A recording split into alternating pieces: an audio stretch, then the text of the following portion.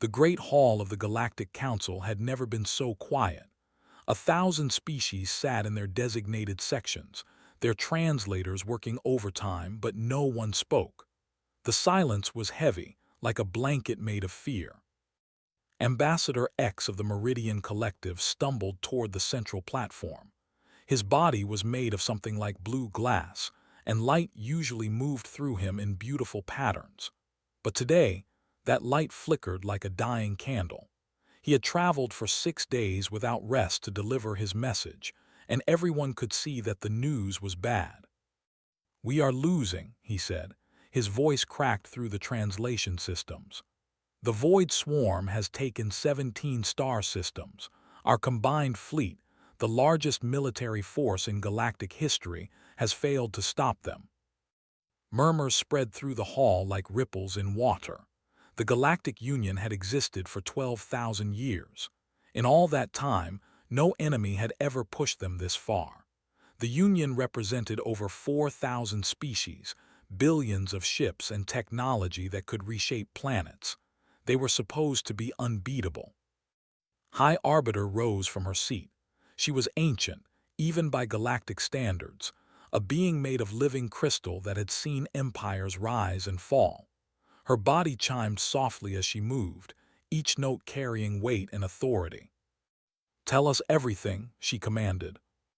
X activated the holographic display. Star maps appeared in the air, showing the spread of the Void Swarm like a dark stain across the galaxy's edge. Red markers indicated lost systems. There were too many red markers. "The swarm adapts to everything we try," X explained. "We developed new weapons. They became immune within 3 battles. We changed our tactics. They learned and countered within days. We set traps. They walked through them like they knew exactly what we planned." "How is this possible?" demanded Admiral Eth, the supreme commander of Union military forces. He was a massive creature covered in thick plates of natural armor, bred for war over countless generations. "No species has ever defeated our combined strength." "The swarm is not like other species," X replied. "They share one mind across trillions of bodies. When one of them learns something, all of them know it instantly. They do not forget. They do not make the same mistake twice, and they do not stop." The display changed to show footage from recent battles. Union ships, beautiful vessels representing the finest technology of dozens species, were torn apart by black organic forms that moved like living shadows. The swarm did not fight with weapons the way other species did. They consumed. They absorbed. They grew. "At our current rate of loss," X said quietly, "the swarm will reach the core systems within 8 years. After that—" He did not finish the sentence. He did not need to. For a long moment, no one spoke. The weight of extinction pressed down on every being in the room. Then High Arbiter said something that made the entire chamber freeze. "There is one species we have not yet asked for help." Admiral Eth turned sharply. "Arbiter, you cannot mean." "I do. They have been members of the Union for only 42 years. They are barely out of their primitive period." "And yet," replied calmly, "they are the only species we have forbidden from participating in any military operation. Have you ever wondered why?" The Admiral fell silent. Around the hall, delegates exchanged glances. Some of them knew the answer. Most did not. But all of them felt a strange chill at the mention of this particular species.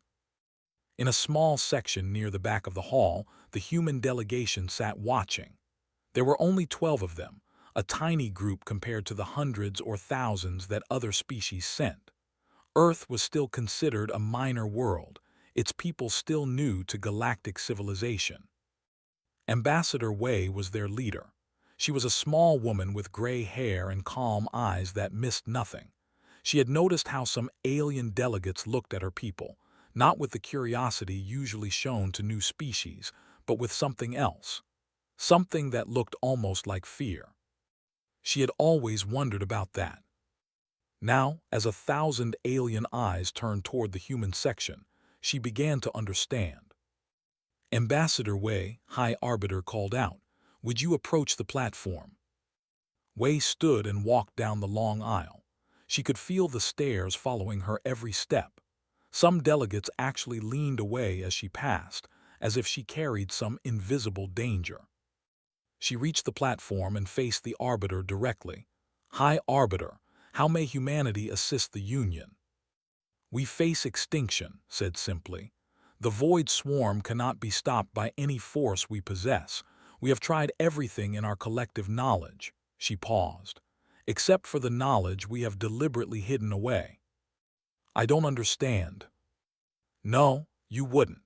Humanity was never told the full truth about why certain restrictions were placed upon your species when you joined the Union." Wei's eyes narrowed. "What restrictions?" "We were told that new member species must complete a probationary period before participating in collective defense, a standard policy." "A lie," admitted. "A necessary one, we believed. The truth is that humanity was specifically forbidden from engaging in warfare on behalf of the Union, not because you are new, not because you are weak." The ancient crystal being seemed to gather herself. "Because we are afraid of what you might do." The hall erupted in whispers. Wei stood perfectly still, processing this information. "What exactly," she asked slowly, "do you think we are?" Gestured, and the holographic display changed again. This time it showed a small blue planet, Earth, as seen from space. 42 years ago, our observation probes detected your first faster-than-light signal. Standard protocol required us to assess your species before making contact. We sent researchers to study your history, your culture, your development." Images began to appear. Ancient battles, medieval sieges, trenches filled with soldiers, cities on fire, mushroom clouds rising over devastated landscapes. "What we found," continued, "terrified us." Wei watched the parade of human violence play across the display. She recognized the images. They were from Earth's history books. Wars and conflicts that humanity had studied, analyzed, and tried to learn from. "Every species fights," she said. "This is not unusual." "No," agreed. "Every species fights. But Ambassador," she leaned forward, her crystalline form casting strange shadows, "no other species fights the way humans do. No other species has your capacity for what you call total war. No other species treats conflict as something to be won at any cost, by any means, no matter how long it takes." She paused, and when she spoke again, her voice was barely above a whisper. "In 12,000 years of recorded galactic history, we have only encountered one other species with this characteristic. One other species that fights without limits, without mercy, without end." Wei felt a cold understanding settle in her chest. "The Void Swarm." "Yes," nodded slowly. "And that is why we need your help, because you are the only species in this galaxy that might be able to match them." The hall was completely silent now. Every being waited for the human ambassador's response. Wei looked at the images of Earth's bloody history still floating in the air. Then she looked at the star map showing the swarm's advance, the billions of lives that would be consumed if nothing changed. "Show me everything," she said. "Show me what you really know about us, and then we will talk about how to win this war." The Forbidden Archive was buried deep beneath the Council's headquarters, protected by 17 layers of security that few beings even knew existed. Ambassador Wei walked through corridor after corridor, each one requiring new clearances that the guards seemed reluctant to grant. General walked beside her. He was a tall man with gray at his temples and scars on his hands that spoke of decades of service. The Union had requested that humanity send its best military mind, and was exactly that. He had fought in 3 wars on Earth before the Union made contact, and he had spent the last 40 years wondering why humans were never allowed to join the galactic military. Now he was about to find out. "I don't like this," he muttered to Wei as they passed through another security checkpoint. 20 armed guards for 2 humans. Either they're protecting us from something or protecting something from us. Perhaps both, Wei replied. The final door opened into a vast chamber filled with floating displays and data crystals that glowed with soft blue light. At the center stood a being unlike anything either human had ever seen, a shape made entirely of mathematical equations that somehow held together in the form of a body. "I am the archive keeper," it said. Its voice was like numbers speaking. "I contain all knowledge deemed too dangerous for general access. You have been granted permission to learn what we know about your species. Step forward, then start talking. What have you been hiding?" The keeper made a gesture, and the chamber transformed around them. Suddenly they stood in a recreation of ancient Earth, a battlefield where armies clashed with swords and spears. "We began observing your planet approximately 2,000 of your years ago," the keeper explained. "Standard procedure for any world showing signs of developing intelligence. We expected to find what we always find, a species slowly evolving toward peaceful cooperation, warfare becoming ritualized and limited as civilization advanced." The scene changed. Roman legions marched across conquered lands. Mongol horsemen swept across continents. Ships carrying soldiers crossed vast oceans to fight on distant shores. Instead, we found something unprecedented. Your warfare did not become limited. It became more effective, more total, more devastating. Watched as the scenes shifted through centuries of human conflict. He recognized many of them from his military history studies. The trenches of World War I, the bombed cities of World War II, the nuclear tests that had nearly ended everything. "Most species develop warfare for simple reasons," the keeper continued. "Territory, resources, mating rights. When one side clearly loses, the fighting stops. Both sides preserve their strength for future conflicts. This is efficient. This is logical." The display showed alien battles now, elegant formations of ships exchanging fire in the void of space, conflicts that ended when casualty rates reached certain percentages. "Humans do not fight this way." The scene returned to Earth. A city burned while soldiers fought through the rubble, neither side willing to retreat. "Your species developed something we had only seen once before in all our observations.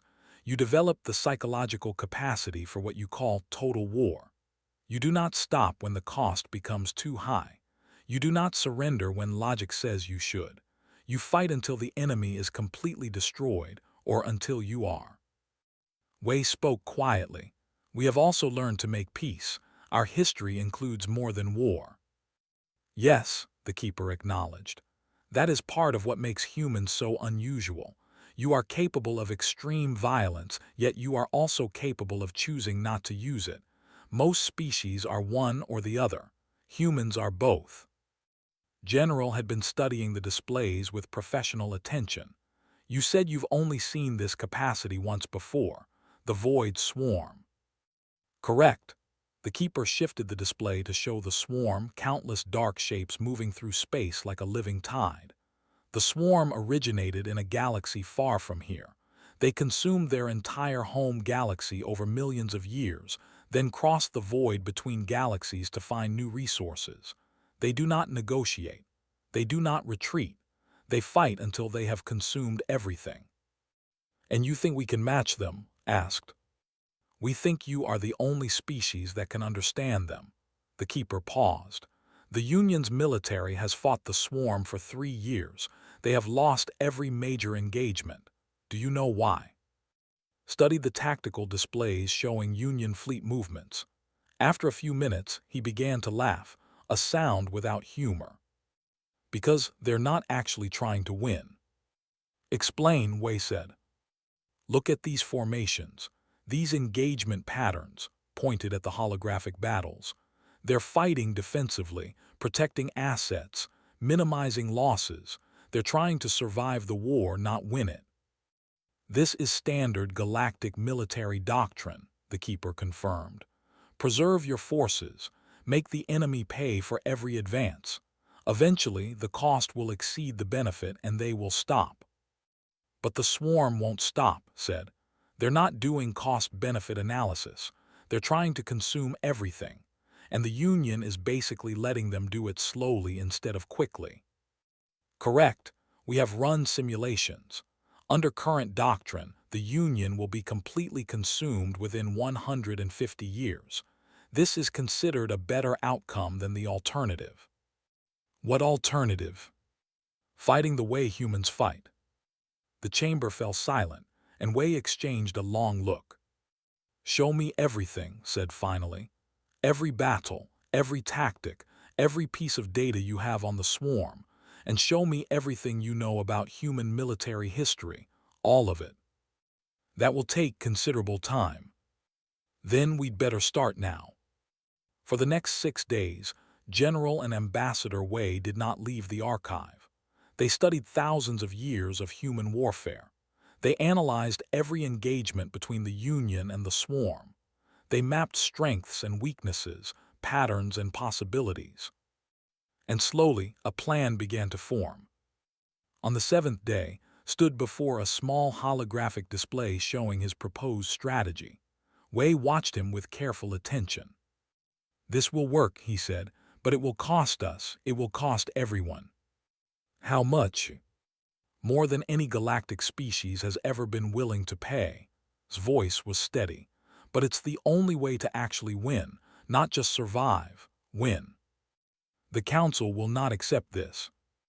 Then we need to make them understand. We need to show them what humans learned through 15,000 years of killing each other. Turn to face her. We learned that some wars can't be managed. They can only be ended, and ending them requires being willing to pay a price that no one wants to pay. Wei was quiet for a long moment, then she nodded. Arrange a meeting with the military command. Let's show them how humans fight. The military command chamber was the most secure room in the galaxy. 200 of the finest strategic minds from across the Union sat in tiered seats, watching as General walked to the central platform.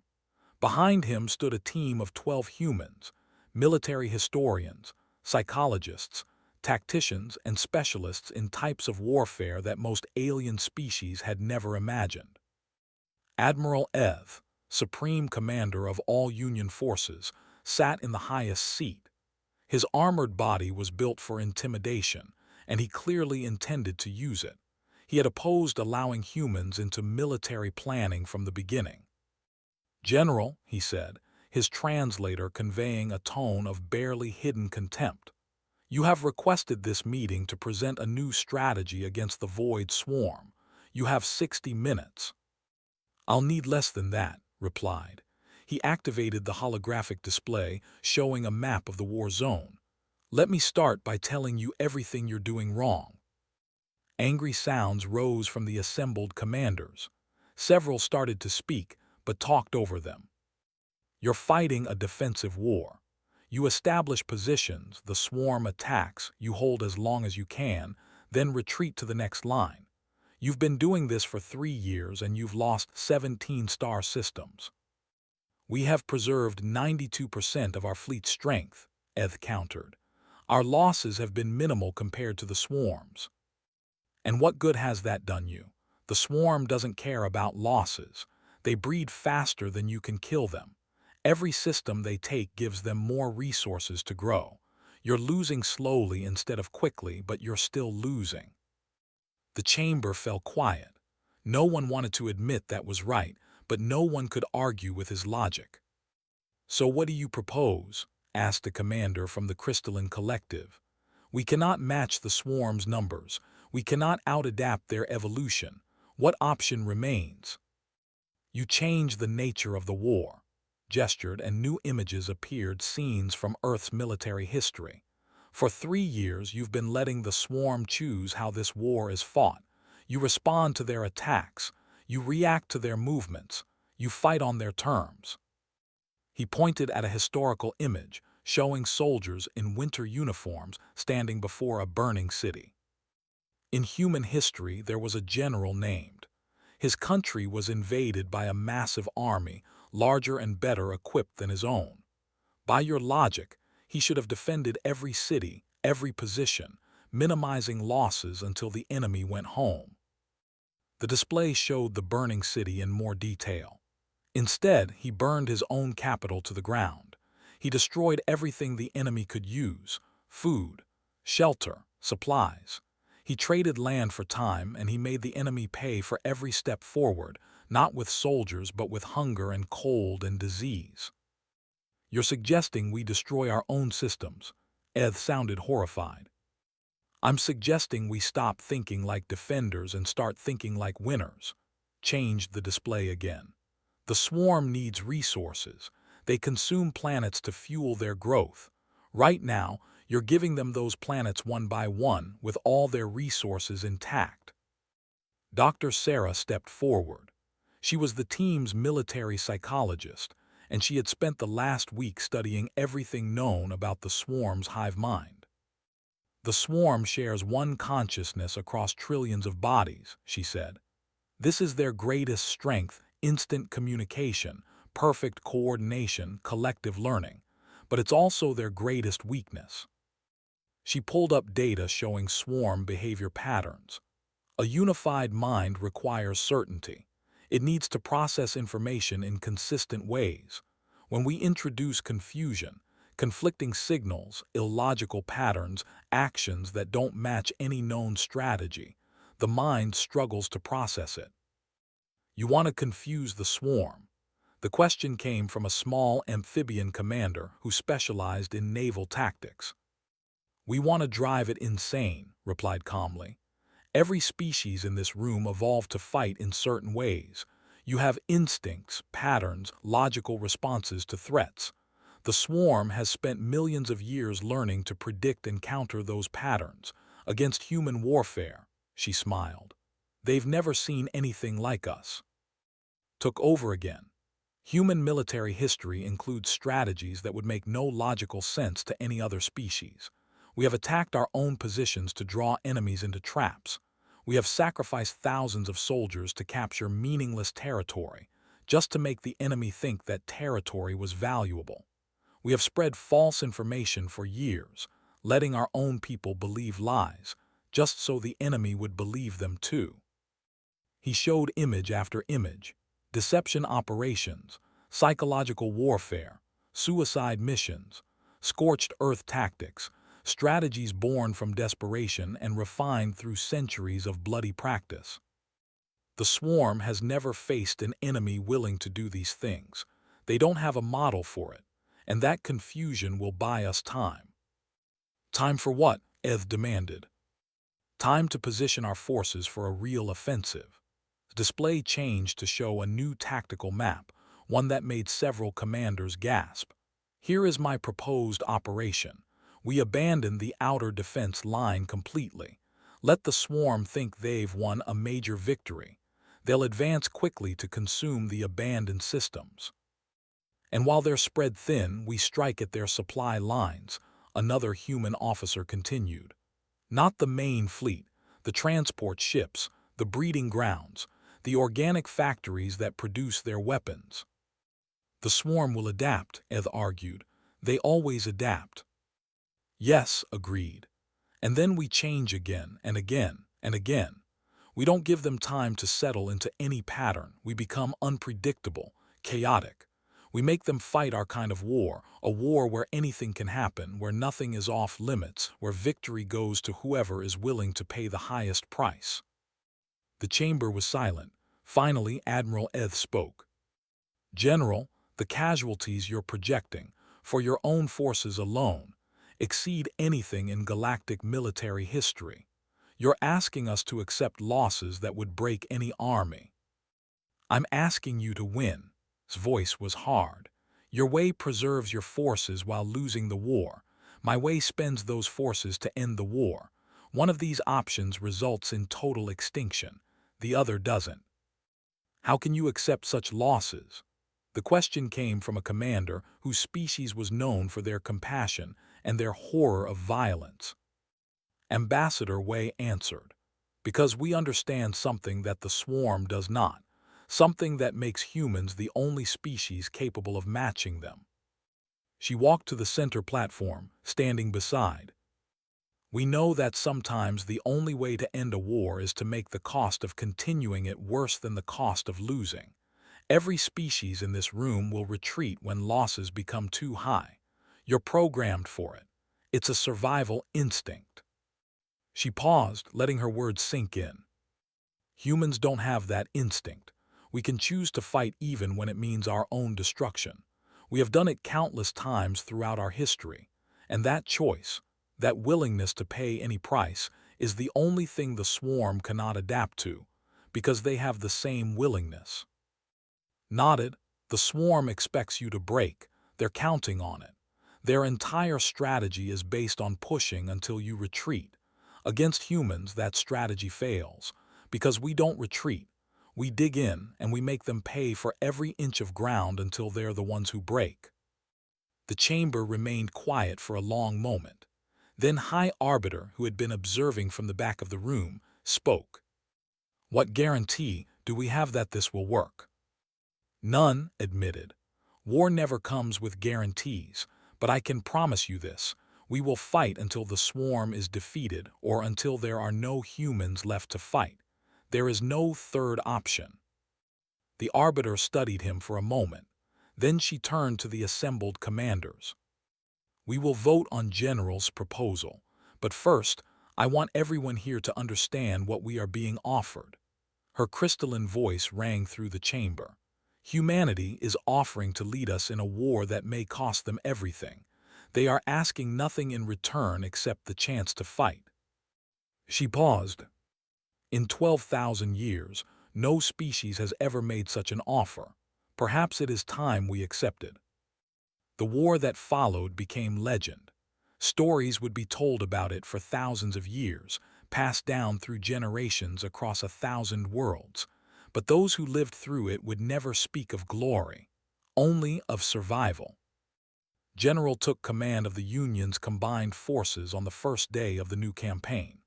Within hours, he issued orders that shocked every alien officer under his command.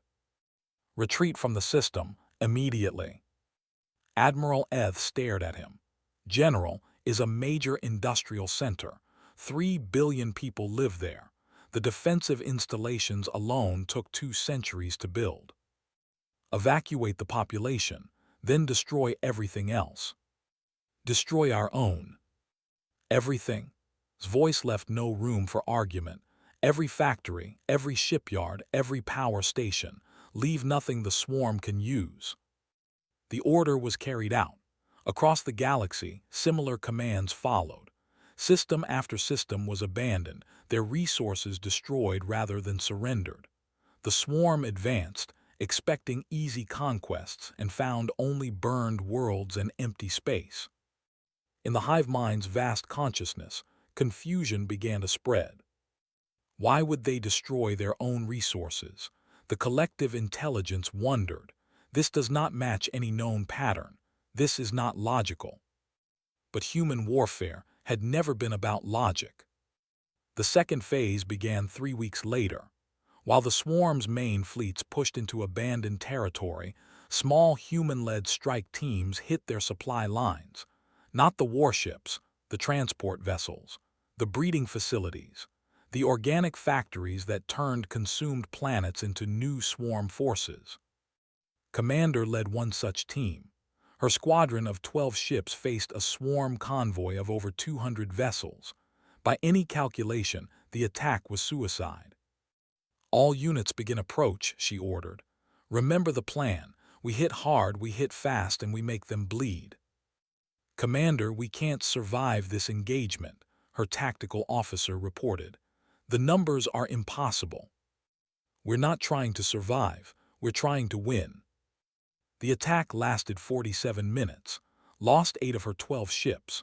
But in that time, her squadron destroyed 31 swarm transports carrying enough organic material to build a new attack fleet. The swarm sent reinforcements, but by the time they arrived, and her surviving ships had already disappeared into the void. Similar attacks happened across the war zone. Human commanders led their forces in strikes that alien strategists called insane.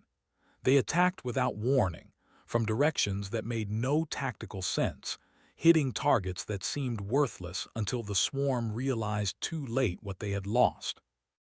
The hive mind struggled to respond. Every pattern it identified was abandoned before it could be countered. Every trap it set was avoided or triggered deliberately. The humans seemed to know what the swarm was thinking, and they used that knowledge to create chaos. Doctors' psychological operations made things worse. Human intelligence teams broadcast false signals, planted wrong information, and staged fake attacks that drew swarm forces away from real objectives. They learned to imitate swarm communication patterns and sent conflicting orders to different parts of the hive mind. For the first time in its million-year existence, the swarm began to experience doubt. But the real turning point came at Prime.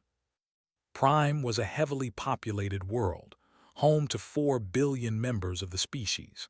When the swarm arrived with an overwhelming fleet, evacuation had only just begun. Millions of civilians were still on the surface, waiting for transport ships that would never arrive in time. Colonel James received his orders directly from General. Hold Prime for 48 hours. Do not let the swarm land. Sir, I have 6,000 Marines and a single defense grid. The swarm has 300,000 combat forms in orbit. I know. We cannot win this battle, sir. I'm not asking you to win. I'm asking you to buy time. Understood. This was not a defensive operation. This was a sacrifice. Understood, sir. We'll hold. For 37 days, not 48 hours, but 37 days, Colonel and his Marines held Prime.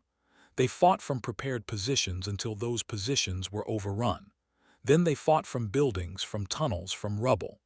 When ammunition ran out, they fought with blades and bare hands.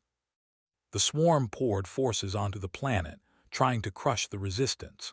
Every time they seemed close to victory, the humans found some new way to hold on. They collapsed buildings on swarm formations. They flooded underground tunnels. They turned the planet's own infrastructure into weapons, destroying power stations to create explosions that killed thousands of swarm forms at once. By the end, only 400 Marines remained. But 4 billion civilians had been evacuated, and the swarm had lost over 2 million combat forms, resources they could not easily replace, thrown away trying to defeat an enemy that refused to die. When the last transport ship escaped Prime, Colonel sent a final message to General. Mission complete, we held. Then he led his remaining soldiers in one last charge against the swarm lines.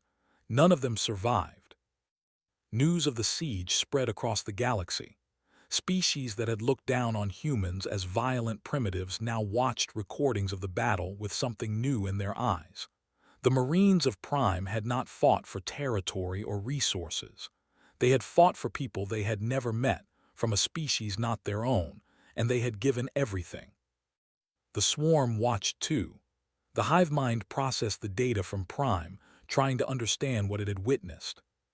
They could not win, the collective intelligence calculated. They knew they could not win. Why did they fight? The answer would not come, because the swarm, for all its vast intelligence, could not understand the concept of sacrifice. It could not comprehend why beings would choose death to protect others. It had consumed thousands of species across 2 galaxies, and none of them had ever acted this way. For the first time, the swarm began to fear. The war continued for another 18 months. Human commanders pushed the advantage, striking deeper into swarm territory, cutting off entire fleets from the hive mind's control. The psychological operations intensified, filling the swarm's consciousness with noise and confusion until some parts of it stopped responding entirely. Launched the final offensive at a moment when the swarm was weakest, its forces scattered, its supply lines broken, its collective mind fragmented by doubt and interference. All fleets advance, target the central nexus. The swarm's heart was a massive biological structure, deep in conquered territory. It served as the primary node of the hive mind, the place where trillions of individual forms became one consciousness. Destroying it would not kill the swarm, but it would cripple them, leave them confused, disorganized, unable to coordinate. The battle lasted 3 weeks. Union forces took terrible losses. Human ships led every assault, taking the most dangerous positions, absorbing the worst of the swarm's counterattacks. When it was over, the nexus was destroyed and the swarm's unity was shattered. But the hive mind did not die. Slowly, painfully, it began to reform around secondary nodes. The swarm still existed. It could still fight. What happened next shocked everyone, including the humans. A signal came from the largest remaining swarm concentration. Not an attack, not a demand, a request. We wish to communicate. We wish to discuss ending the conflict. The swarm had never communicated with any species except to demand surrender. They did not negotiate. They did not compromise. Until now. General received the message in his command center. His staff stared at the screens in disbelief. "Sir," his communications officer said, "they're asking for terms." Leaned back in his chair. He was exhausted. 2 years of constant warfare had aged him decades, but his eyes were sharp as he studied the message. "Then let's give them some," he said, "and let's hope we've shown them enough to make them listen." The peace conference took place on a dead moon at the edge of Union territory. It was neutral ground, a place where neither the swarm nor the Union had any presence. General arrived with a small delegation, including Ambassador Wei and the few senior officers who had survived the war. Across the conference table sat something that no being in the galaxy had ever seen, a swarm ambassador. The creature was different from the combat forms that had killed billions. It had been grown specifically for this purpose, a vessel capable of carrying a portion of the hive mind's consciousness while communicating in ways other species could understand. "You have proven yourselves worthy of communication," the ambassador said. Its voice was strange, like thousands of whispers speaking in unison. "We did not believe this was possible." Why asked, "You've conquered species before, some of them must have been strong." "Strength is irrelevant. We have faced strong enemies. They all broke eventually. Their will to fight could always be exceeded by their will to survive." The ambassador's many eyes focused on. "You are different. You fight even when survival is impossible. You sacrifice yourselves for others without biological imperative. You choose extinction over surrender. Is that why you're talking to us? Because you're afraid?" The chamber fell silent. Around the table, Union delegates held their breath. No one had ever suggested that the swarm could feel fear. "We are uncertain," the ambassador admitted. "This is a new experience for us. In a million years of existence, we have never encountered beings like you. You are the first enemy we could not calculate, the first enemy that might choose mutual destruction over defeat. And that scares you. It makes continued conflict illogical." The ambassador spread its limbs in a gesture that might have been resignation. "If we continue to fight, one of two outcomes is possible. We destroy you completely at a cost that would cripple us or you destroy us completely, sacrificing everything to ensure our extinction. Neither outcome serves the swarm's purpose." Nodded slowly. "So you want peace?" "We want certainty. You have taken that from us. Every strategy we develop you counter with something we cannot predict. Every advantage we gain you eliminate through sacrifice. You have made the swarm experience something it has never known." The ambassador paused. Doubt. Ambassador Wei leaned forward. "What are you offering?" "Withdrawal. We will retreat from all Union territory. We will not return. We will seek resources elsewhere in galaxies where you do not exist. And in return, you will not pursue us. You will not attempt to destroy us. You will let us leave in peace." Considered this.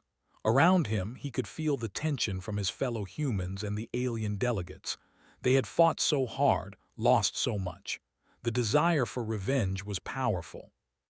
"Many would say we should finish you," he said quietly. "Destroy you completely, so you can never threaten anyone again." Yes, this is what we expected. It is what we would do. But we're not you, stood and walked around the table until he stood directly before the swarm ambassador. "I've spent 2 years learning how you think, learning how to beat you. And you're right, we could destroy you. We have the capacity. We have the will. If we commit everything, we could hunt your species to extinction."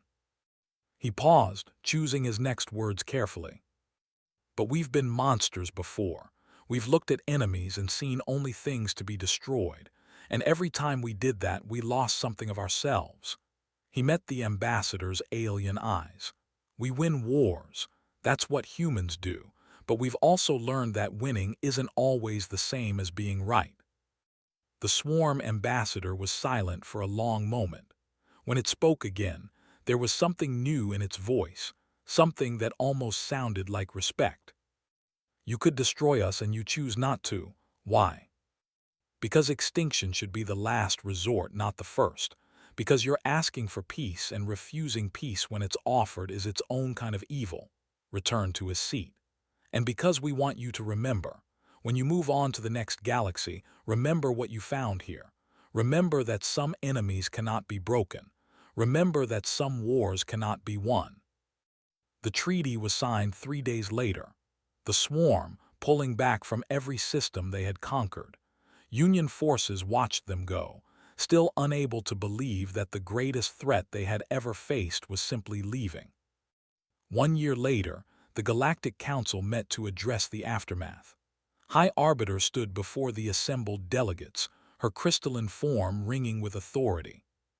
"We are here to discuss revisions to galactic military law," she announced. "Specifically, regulations regarding human participation in warfare." Admiral Eth rose. "After what we witnessed, I believe it is clear that humans should be fully integrated into Union military command. Their tactics won the war. Their leadership saved us all."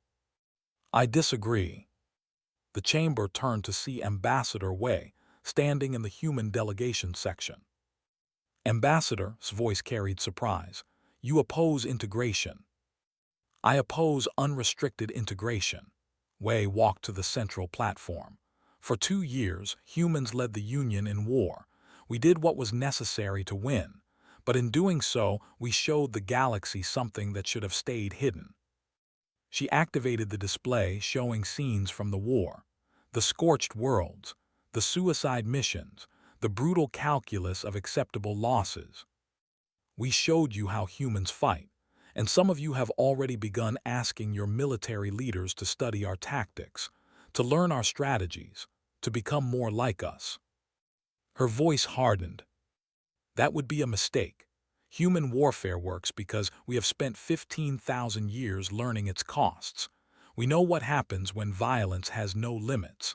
We have seen our own cities burn, our own people slaughtered by weapons we invented. We understand the horror of total war because we have lived through it." She turned to face the assembled delegates. "Most of you have not. Your species developed limited warfare, ritualized conflict, rules and boundaries that kept destruction from spiraling out of control. If you abandon those limits, if you adopt human tactics without human wisdom, you will destroy yourselves." The chamber was silent, watched his ambassador with growing understanding. He knew what she was about to propose. "My recommendation," Wei continued, "is that galactic law should restrict human military participation to advisory and oversight roles only. Humans should not be permitted to fight except in cases of true existential threat. And when humans do fight, they should serve as a check on other species, ensuring that wars end when they should end, that destruction does not exceed necessity, that the capacity for violence is balanced by the wisdom to restrain it." High Arbiter considered this carefully. "You are proposing that humans serve as, what, guardians, judges, moderators, consciences, whatever you want to call it." Wei's voice softened. "The swarm called us worthy enemies because we could match their ferocity, But that's not what makes humans special. What makes us special is that we can choose not to. We have the power to destroy, and we also have the wisdom to stop. The vote was held 1 week later. The new regulations passed by an overwhelming majority.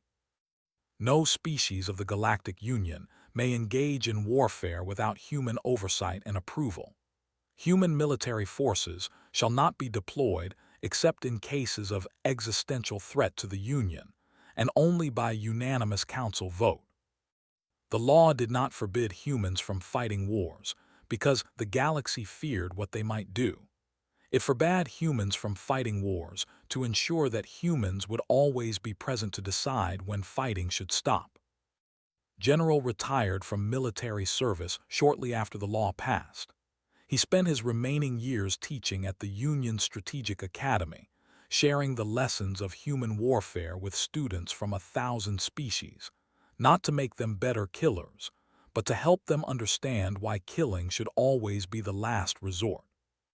Ambassador Wei served 3 more terms before returning to Earth. In her final address to the Council, she said something that would be remembered for. "We came to the stars as a young species, still learning to control the violence in our nature. You feared us, and perhaps you were right to. But in facing the swarm, we proved something, not just to you, but to ourselves.